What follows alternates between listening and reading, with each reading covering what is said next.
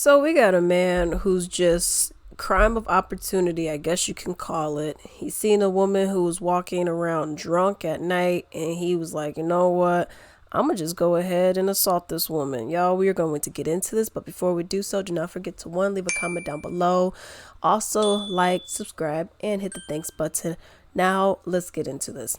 7 years for sexually assaulting an intoxicated woman he saw walking on the Magnificent Mile. In the summer of 2021, prosecutors said Anthony Brown followed a highly intoxicated woman down the Magnificent Mile and then guided her to Lower Michigan Avenue, where he sexually assaulted her as she lay unconscious. A Chicago police sergeant interrupted the assault, pulled Brown off of the woman, and took him into custody. Well, thank goodness for that.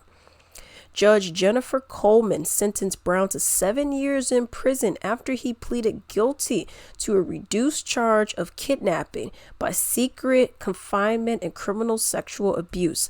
Prosecutors said the 20-year-old victim had been at North Avenue Beach earlier that August evening. After that, she went to Tavern on Rush with her boyfriend, then left after having drinks and getting into an argument with him. So they have Tavern on Rush in Chicago as like a steakhouse, a pricey steakhouse at that, and it appears to be permanently closed. So don't be thinking you're going to be getting there anytime soon if you're trying to go there. Something I wanted to mention, though, it said that she's with her boyfriend. They left after having drinks and getting into an argument with him. And obviously that's where they separated. Now, I look at that kind of just like, I don't know. I get, you have an argument with somebody, but you ain't gonna make sure that your girl is getting home safely, or you being like, you know what? I know I'm drunk, because they said she's highly intoxicated. I mean, she was drunk, y'all. So if you're extremely drunk to the point where you're about to pass out drunk, wouldn't it make sense for you to just be like, clinging to him like, I gotta go home? And for him, since this is your girlfriend, allegedly, wouldn't it make sense for you to just be like, okay, you know what? I know we had an argument, but I'll make sure you get back home. Just safety, regardless of whatever your interaction was and how bad it went. I just feel like safety is one of those things that I don't care how mad you are about something with another person. I feel like that's one of those things that you should just be like, you know what? I don't care. I got to make sure you get back home safely. Then we can argue tomorrow, but let's continue. Brown encountered the woman as she walked down Michigan Avenue. She could not remember exactly where they crossed paths, but Chicago police video showed him putting his arm around her as they walked south at Ohio Street. The woman, swaying from the effects of alcohol, like I said, she was highly intoxicated, almost walked into a window of a building as Brown continuously tried to hold on to her, prosecutors said. Citing various video recordings, around 1 a.m., he led her down a staircase to Lower Michigan Avenue at Wacker Drive. When they got to the lower level, Brown wrapped his arms around her waist and tried to drag her towards a nearby Jeep, prosecutors said. They fell and the woman became trapped. A passing motorist stopped to make sure she was okay. She said she was, and she began running towards the Jeep. The passerby left the scene. The Jeep's owner happened to arrive a short time later. She called 911 after seeing Brown lying face down on top of the woman, who appeared to be unconscious. So she, like I said, was sloppy drunk. She probably has no way of getting home. We just got in an argument. Shouldn't he be like, you know what, I don't care. You get in the car with me, we going. That's one of those things you got to know who you are around. But let's continue. A CPD sergeant arrived to find the victim lying unresponsive on her back. Her pants and underwear were down, as were Brown's, the official said. Brown was thrusting his pelvis near the woman's private area, the sergeant recalled, and he pulled Brown off the woman. Y'all, this is what Brown said. He said, I'm just trying to get some punani. He said as the sergeant lifted him off of the victim. So he's like, oh, well, this is fine. She's drunk. She's unconscious. Ain't nothing wrong with her. She ain't resisting. So I'm just trying to get me some. Okay. The officer awakened the woman, who only provided nonsensical answers to his questions. She later told investigators that she did not feel like she had been sexually penetrated. You were asleep, you were unconscious, and you're so sloppy drunk. You probably don't even remember anything anyways. Brown has been in the Cook County Jail since the attack. Prosecutors had charged him with multiple Class X criminal sexual assault charges and Class X aggravated kidnapping with infliction of harm. The reduced kidnapping charge he pleaded guilty to is a Class 2 offense, while the sexual abuse counts is Class 4, the state's lowest level felony grade. Wow. So this, I wanted to do this video in particular, because I know us as women, we may not always be vigilant. We may think like, oh, well, it doesn't matter. We could do whatever and it not be a big deal. But here's the problem, okay? We will be taken advantage of, women and children, okay? We will be taken advantage of anytime, any moment, give it the right person that's in front of us, okay? So in cases like this is why, yes, you have to make sure you watch how much you drink, one, okay? Especially, and that's really mostly when you are not with the right person and or set of people. For example, you got a boyfriend that's going to leave you high and dry, drunk, walking down the street while he goes into his car or wherever he went to. Okay, so y'all had some fancy, schmancy, expensive steak dinner. Y'all get in an argument, whatever. And he's like, you know what, whatever, you can walk home. Okay. And then he just lets you walk home by yourself or go on a walk or whatever, because you were by yourself separated from him. A real man wouldn't be doing all that. If this is your man, okay, so this is why I say you got to be extra careful with who you are with, okay? I haven't gotten sloppy drunk in a long time, okay? It's been a while. It's been a few years that I've gotten like, whoo, you know what I mean? But when I do drink, when I'm out, the person that I'm with, I know that if I do end up getting, too drunk, I'm not going to have an issue.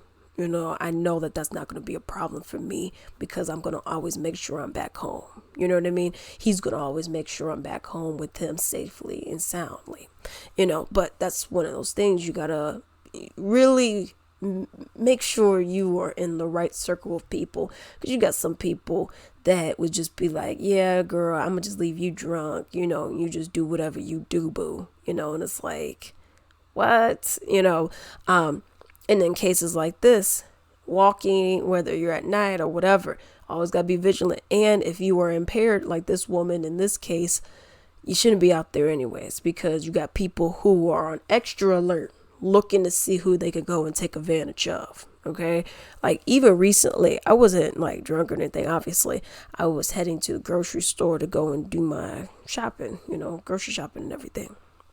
And I go and pull in, go right and pull in right here, even though you normally go like this, but I go like this because I like this one parking spot right here. It's by this pole and it's a parking spot.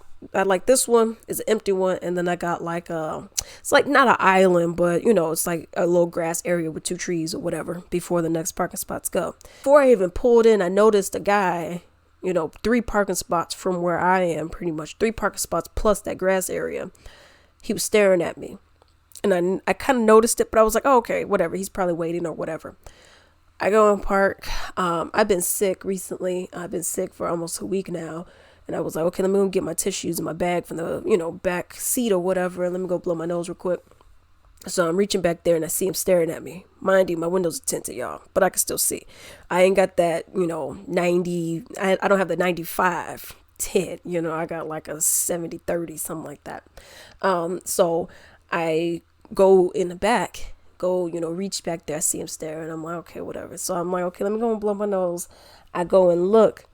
As I'm blowing my nose, I'm looking at my passenger right rear window. And I'm like, okay, well, let me go and blow my nose and look to see if this fool's staring at me. What do you know? He was staring at me. Mind you, he was staring at me for a good 4 minutes straight the entire time. And I was at first, I was like, oh, okay, well, maybe he's looking, waiting for the liquor store to open up. Okay, because it was 9:53 is when I pulled up. 9:52, 9:53 is when I pulled up.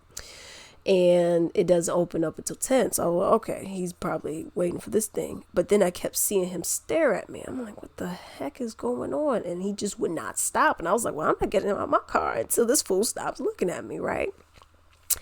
So then I'm like, okay, whatever. And I was like, well, I'm going to just wait. And it is 9:57. Okay, so it's around 4 minutes later. He goes, and my car's still parked. He goes and drives like this, staring at me. He's slowly driving. He's staring at me as I'm sitting in my car. And his car passes my car to about right here. And he literally turns his head back all the way and stares at me further. Okay, y'all. And mind you, I'm pretty much I'm not going to say it's a white area, but it's a lot of white and Hispanic folks. And this dude was black. So I'm not saying like, oh, whatever, but it ain't that many black folks around here. Okay. So, I thought that was pretty odd anyways. Like I said, it's not that many black people, and this happened to be a black dude, so I was like, okay, like, did you come from a different area, or are you actually from this area, or what? Because this was odd behavior. I mentioned this because, as being a woman, y'all, we gotta be highly aware. Because I was thinking about the scenario multiple times. Actually, I got home, told my man about it or whatever. And he was thinking what I was thinking, like, okay, if I was not aware and or vigilant at all, and I just pulled in and was doing my own thing or whatever, he could have been waiting there. Let's say I just didn't even notice him or whatever, and I just got out the car or whatever. He could have either tried to snatch me at that moment, or he could have just been waiting there. It was like, okay, I'll just wait till she comes out, and I'll just go and follow her home. Okay, luckily I make a couple stops before I even get to my house, but still, you know what I mean? It could have been one of those things where it's like, okay, well, let me just go and wait, because I know that she has to come back to her car, but because I feel like we feel like, because I was vigilant, I was looking around, and I let him know, I'm looking at you, dude, I felt like that was one of those things where it's like, okay, maybe I was going to commit a crime, but you see that I'm about to commit a crime. So I don't know if I really want to commit a crime right now. Because mind you, it's almost 10 in the morning. It's like 9:57. There's a lot of people around and it's bright out here. Okay. So it's just one of those things, we got to be extra vigilant on these kind of things. We got to really be looking at our surroundings and paying attention to what is here, because you got a lot of people who will do a crime of opportunity. They will, that guy, he could have followed me in the store and whatever. Okay. I made sure that fool left. I made sure he did his turns or whatever. When I came back, I also made sure before I got in there that I didn't see his car wrap around again. And I also made sure that, when I came back, I made sure to make sure that his car was nowhere near mine. Okay. This is also why if you're driving, you need a dash cam because, okay. But that's the thing. It's very unfortunate that this has happened, but this is one of those things. We got to really be careful of our surroundings, who we are with, and what state we are in as well. Obviously, I'm not victim blaming. I'm just saying this is just the world we live in. We got to be extra cautious and extra aware. But let me know what you all think about this video down below.